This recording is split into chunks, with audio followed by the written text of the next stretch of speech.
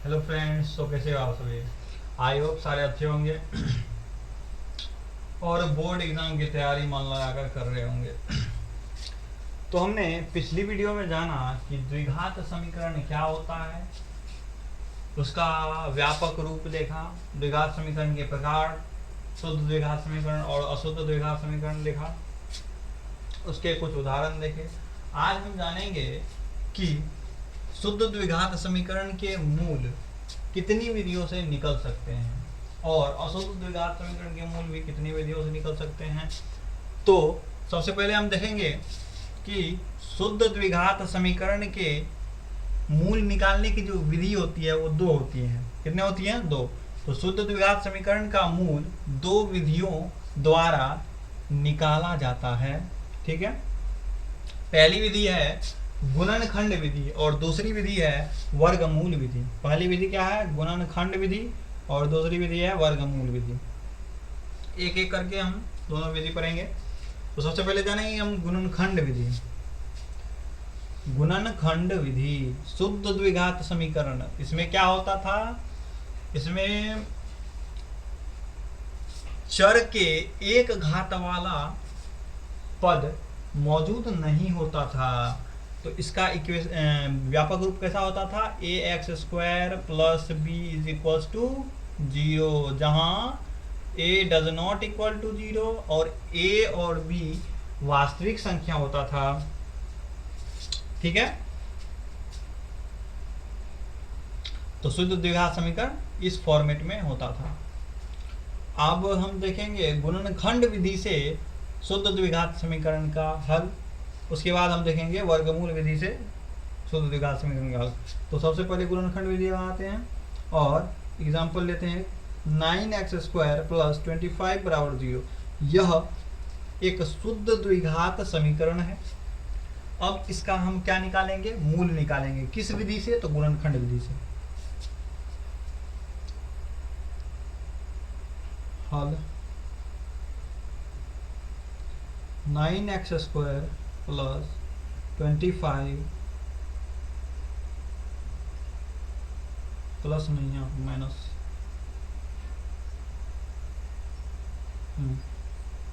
0। ठीक है। अब देखिए इसको क्या लिख सकते हैं? 3x का स्क्वायर माइनस 5 का स्क्वायर बराबर 0। ठीक है। अब इसको लिख सकते हैं 3x plus 5 into 3x minus 5 is equal to 0। कैसे?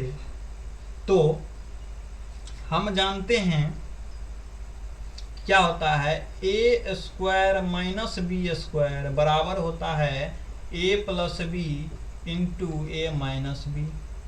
अगर हम ए बराबर 3x और b बराबर 5 ले ले तो a प्लस बी, तो 3x प्लस 5 और क्या a माइनस बी, तो 3x माइनस 5 बराबर 0। ठीक है।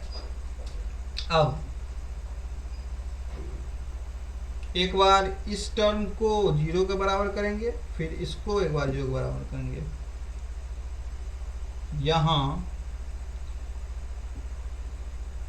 3x प्लस 5 बराबर 0, यानी कि x बराबर, इधर प्लस में है 5 तो उधर जाएगा तो माइनस में, तो माइनस 5, 3 इधर मल्टीपल में था, इधर आ जाएगा गुना हो जाएगा 3। ठीक है। तो x का वैल्यू इतना, या फिर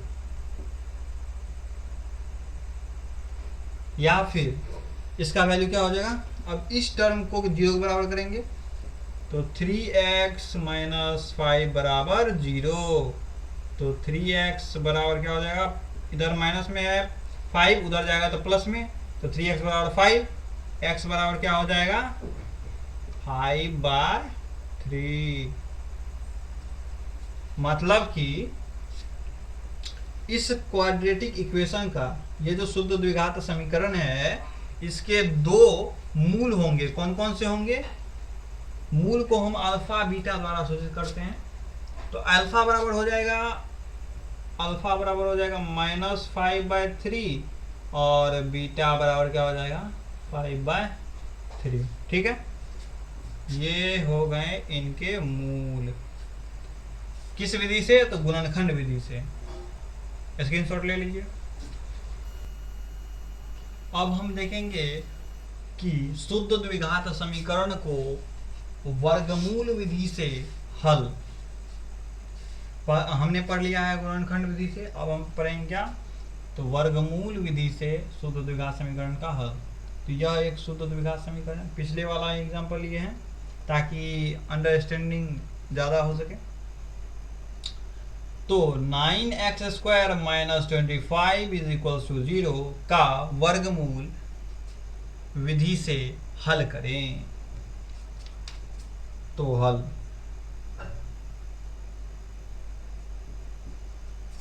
(9x² - 25 = 0). 9x² इधर 25 माइनस में है, उधर जाएगा तो क्या हो जाएगा? प्लस में हो जाएगा। तो 25। अब 9x² है, इस 9 इधर मल्टीप्लिकेशन में है, उधर जाएगा तो क्या हो जाएगा? भागा में हो जाएगा। तो x² बराबर क्या हो जाएगा? 25/9।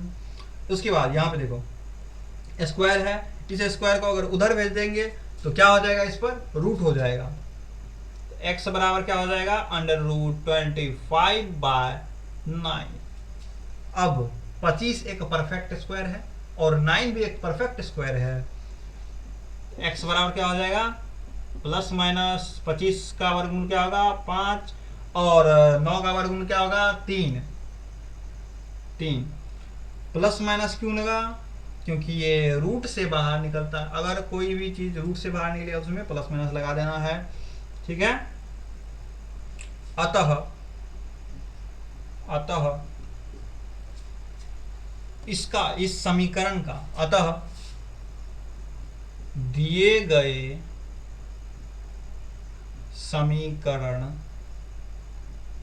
समीकरण के दो मूल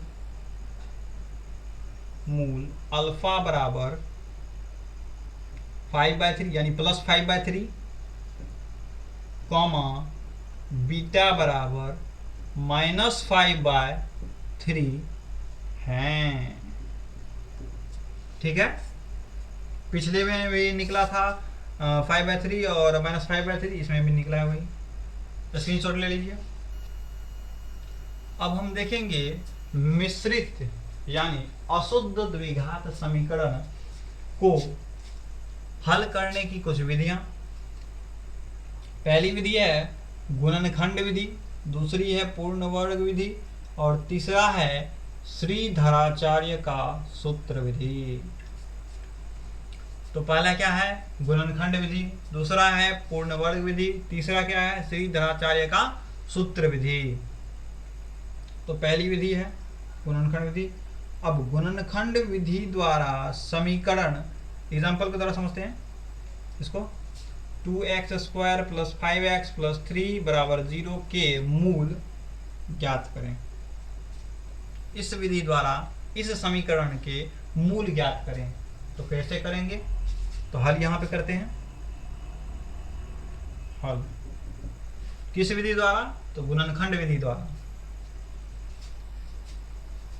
क्या है हमारे सवाल में? 2x² + 5x + 3 = 0। तो इसको हम किस विधि से हल कर रहे हैं? गुणनखंड विधि से। तो यहां पे लिख देना है गुणनखंड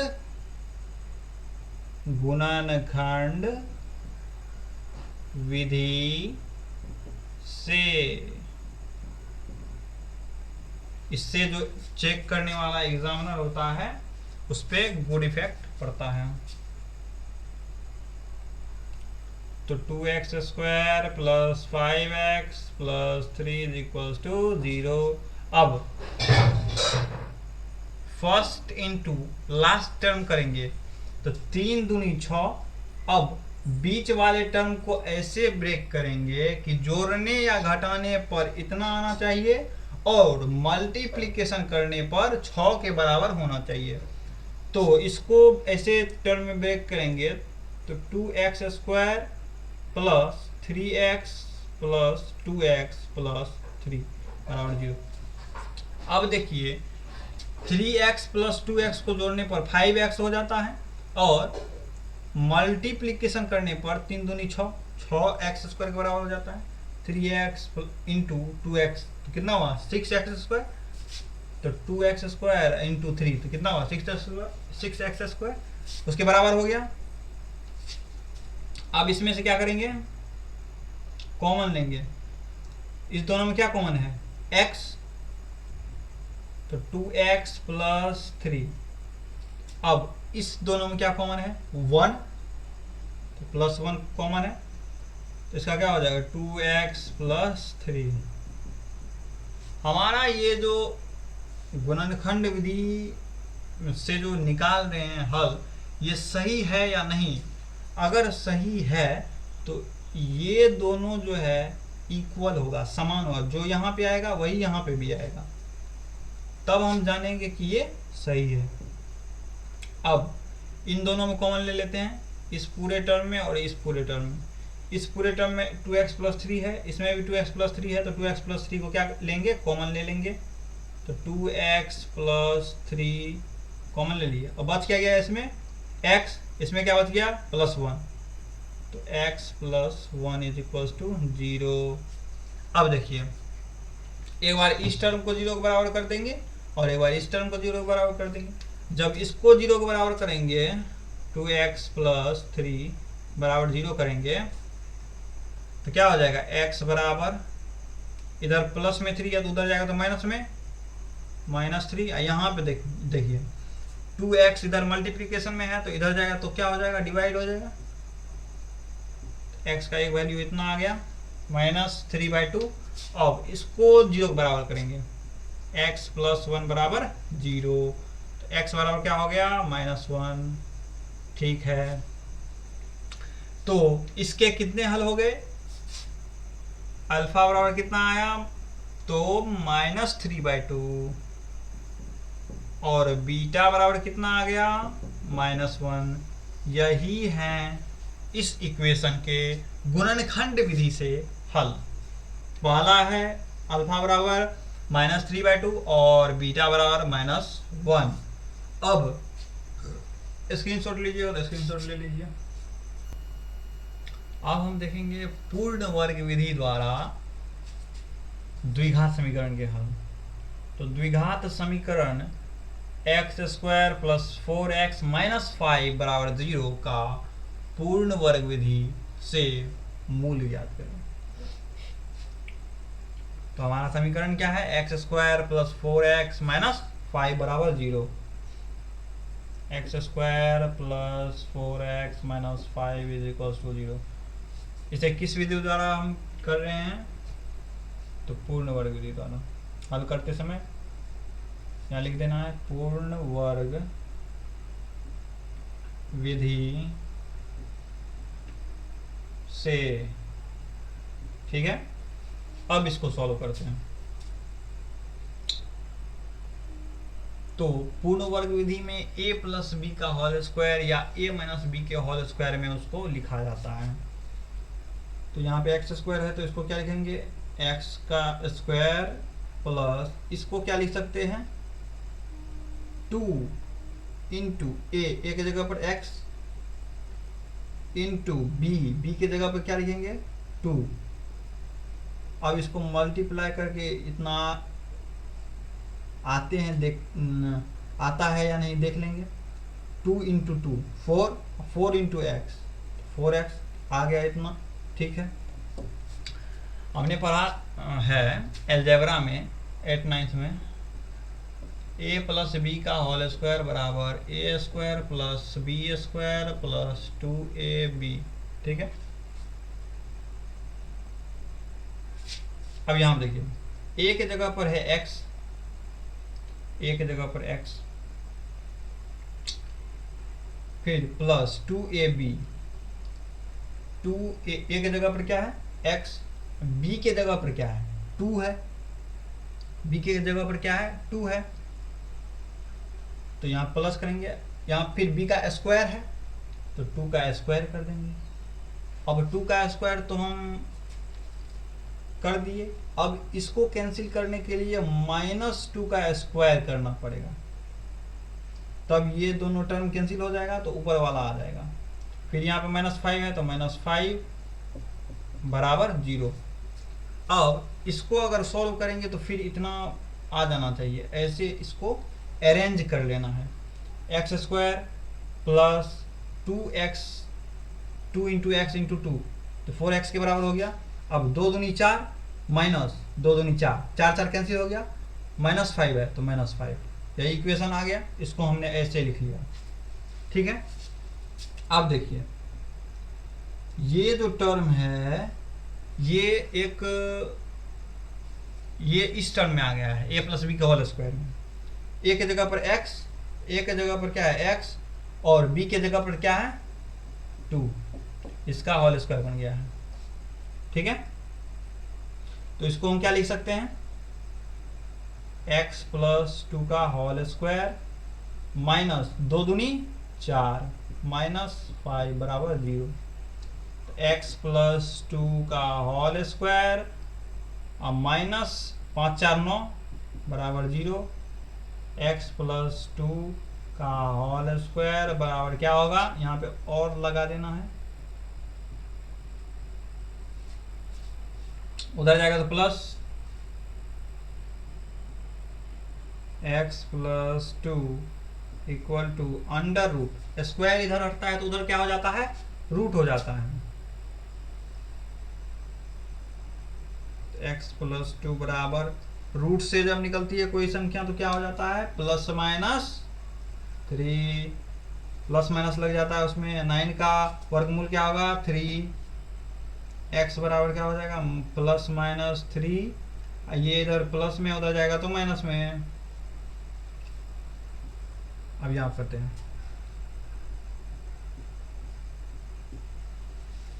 हाँ तो एक बार इस 3 को प्लस में लेना है, एक बार माइनस में लेना है। तो x का एक वैल्यू आ जाएगा +3 जब लेंगे तो 3 - 2 बराबर 1, और जब यहाँ पे -3 लेंगे तो वैल्यू हो जाएगा x बराबर -3 - 2 इज टू -5। तो हमारा एक हल हो गया। अतः दिए गए समीकरण का मूल कितना कितना आया, 1 और -5, 1 और एवं -5 है। ये लिखना बहुत ही जरूरी है, इसके वजह से बोर्ड एग्जाम में मार्क भी कट सकता है, ये लिखना अति आवश्यक है। अब इसको स्क्रीनशॉट ले लो।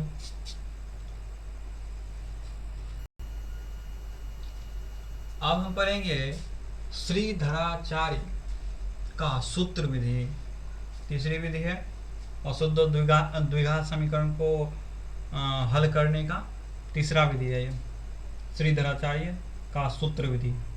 यदि द्विघात समीकरण ax² + bx + c बराबर 0 हो तो द्विघात सूत्र क्या होगा, द्विघात सूत्र तो x बराबर -b ± √d/2a, जहां d क्या है, d क्या है, विवेचक है, विवेचक, जिसे इंग्लिश में कहते हैं डिस्क्रिमिनांट, ठीक है। अथवा अल्फा बराबर -b प्लस, एक बार यहाँ प्लस माइनस है तो एक बार +d, एक बार -d लेना है, तो अल्फा बराबर क्या हो जाएगा, एक बार -b + √d/2a, बीटा बराबर क्या हो जाएगा -b - d/2a। अब d क्या है, विवेचक है, क्या है d, विवेचक है, जिसे हम विवक्तर भी कहते हैं, डिस्क्रिमिनांट भी कहते हैं। तो स्क्रीनशॉट ले लीजिए, उसके बाद हम विवेचक पढ़ेंगे। विवेचक क्या होता है, तो विवेचक कहते किसे हैं, डिस्क्रिमिनांट यानी विवक्तर किसे कहते हैं। तो विवेचक या विवक्तर एक ही चीज है। किसी द्विघात समीकरण b² माइनस 4ac को विवेचक कहा जाता है। इस विवेचक का उपयोग द्विघात समीकरण के मूलों यानी हल, मूल यानी हल का अस्तित्व ज्ञात करने में किया जाता है। इसे संक्षेप में कैपिटल डी द्वारा सूचित किया जाता है। ध्यान रहे कि यहाँ पे कैपिटल डी द्वारा सूचित किया जाता है, इसे स्मॉल डी लिखने की गलती नहीं करनी है, क्योंकि स्मॉल डी हमने समांतर श्रेणी में पढ़ा था कि स्मॉल डी जो होता है वो क्या होता है, तो कॉमन डिफरेंस होता है। ये क्या होता है, कॉमन डिफरेंस, यानी कि सार्वंतर, सार्वंतर होता है, दो पदों के बीच का अंतर, उसे स्मॉल डी द्वारा सूचित करते हैं। और ये क्या है, विवेचक है, डिस्क्रिमिनेंट है, इसे क्या किससे सूचित करते हैं, कैपिटल डी द्वारा सूचित करते हैं। तो ध्यान रहे, कैपिटल डी की जगह स्मॉल डी नहीं करना है, कैपिटल डी ही लिखना है। अब विवेचक बराबर क्या सूत्र होता है, डी द्वारा सूचित करते हैं उसको, तो b² माइनस 4ac, यानी कि d बराबर क्या हो जाएगा, b² माइनस 4ac। अब विवेचक का अलग अलग स्थिति में क्या क्या संभव हो सकता है, देखिए, द्विघात समीकरण के मूलों के अस्तित्व या स्थिति, यदि विवेचक d बड़ा हो 0 से, d बराबर b² माइनस 4ac, कोई समीकरण दिया हो जैसे x² माइनस 2x प्लस 4 बराबर 0, ठीक है। अब इस समीकरण में a का वैल्यू कितना है 1, b का कितना है -2, c का कितना है 4 प्लस 4, ठीक है, इतना है हमारा वैल्यू। तो d ग्रेटर देन 0 अगर हुआ तो मूल क्या होगा, वास्तविक भी होगा और असमान होता है, वास्तविक होगा और असमान होगा। इसका d कैसे निकालेंगे, d बराबर b² माइनस 4ac, तो b के जगह है -2, तो -2 का स्क्वायर करेंगे तो कितना, -2 का स्क्वायर करेंगे तो 4, फिर माइनस है तो -4 इंटू a के जगह पर कितना है 1, c के जगह पर कितना है 4 इंटू 1 इंटू 4 माइनस 16 -12 आ गया, तो लेस देन 0 आ गया। तो हमारा ये दूसरा वाला कंडीशन लग जाएगा। दूसरा वाला कंडीशन क्या है, यदि d लेस देन 0 हो तो द्विघात समीकरण के मूल वास्तविक नहीं होंगे। मतलब कि ये जो हमारा समीकरण है x² माइनस 2x प्लस 4, ये इसका कोई भी वास्तविक हल नहीं होगा, ठीक है। अगर d ग्रेटर देन 0 हो तो मूल वास्तविक एवं असमान होते हैं, और d लेस देन 0 हो, d जो है 0 से छोटा हो तो द्विघात समीकरण के मूल वास्तविक नहीं होते हैं। और यदि d बराबर 0 हो तो द्विघात समीकरण के मूल वास्तविक एवं समान होंगे। यानी कि अगर d बराबर 0 आ गया तो हमारा जो द्विघात समीकरण है, द्विघात समीकरण, उसके जो मूल होंगे वो वास्तविक भी होंगे और क्या होंगे, समान भी होंगे, दोनों के मूल बराबर होंगे। तो स्क्रीनशॉट लीजिएगा, तो स्क्रीनशॉट ले लीजिए जल्दी, स्क्रीनशॉट ले लिया आपने। तो आज हमारा चैप्टर द्विघात समीकरण समाप्त होता है। तो अगला क्या पढ़ना चाहिए कृपया कमेंट में लिख दें कि कौन सा चैप्टर पढ़ना चाहोगे। जो भी चैनल पर नए हैं कृपया चैनल को सब्सक्राइब करें, लाइक करें और दोस्तों में शेयर करें, ताकि मैं आपके लिए अच्छी अच्छी वीडियो ला सकूं। तो अगली वीडियो में कौन सा चैप्टर पढ़ना चाहोगे कृपया कमेंट में लिखें। धन्यवाद।